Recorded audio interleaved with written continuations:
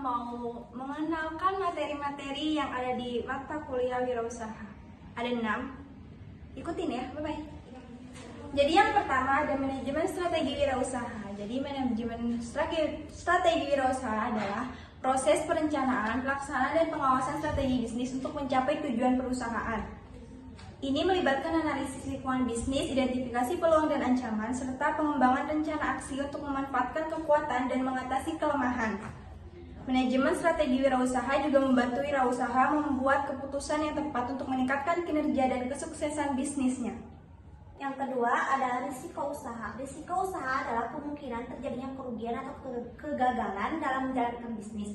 Risiko usaha dapat berasal dari faktor Yang kedua ada risiko usaha. Risiko usaha adalah kemungkinan terjadinya kerugian atau kegagalan dalam menjalankan bisnis. Risiko usaha dapat berasal dari faktor internal seperti manajemen yang buruk atau faktor eksternal seperti perubahan pasar atau kebijakan pemerintah. Risiko usaha dapat berupa risiko keuangan, operasional, dan strategis atau risiko lainnya yang dapat mempengaruhi kesuksesan bisnis. Mengidentifikasi dan mengelola risiko usaha sangat penting untuk meningkatkan peluang sukses dan mengurangi potensi kerugian. Ketiga, ada studi kelayakan bisnis. Studi kelayakan bisnis adalah analisis yang dilakukan untuk menentukan apakah suatu ide bisnis atau proyek layak untuk dijalankan. Studi ini mempertimbangkan aspek-aspek seperti pasar, keuangan, teknis, dan manajemen untuk menilai potensi keberhasilan dan risiko bisnis. Hasil studi kelayakan bisnis membantu pengusaha membuat keputusan yang tepat tentang apakah akan melanjutkan atau membatalkan rencana bisnis. Yang kelima adalah usaha waralaba atau franchise. Di mana? Yang kelima adalah usaha waralaba atau franchise.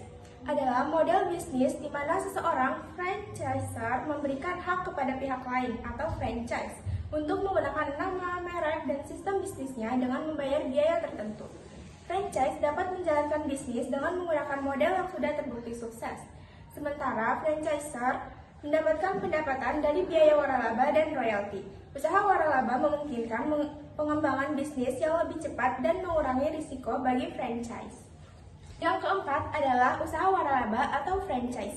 Usaha waralaba adalah model bisnis di mana seorang franchisor memberikan hak kepada pihak lain atau franchise untuk menggunakan nama, merek, dan sistem bisnisnya dengan membayar biaya tertentu.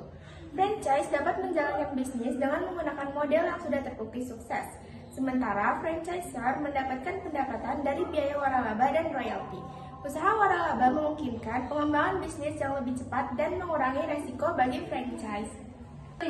Etika bisnis. Etika bisnis adalah prinsip-prinsip moral yang mengatur perilaku perusahaan dan individu dalam menjalankan bisnis.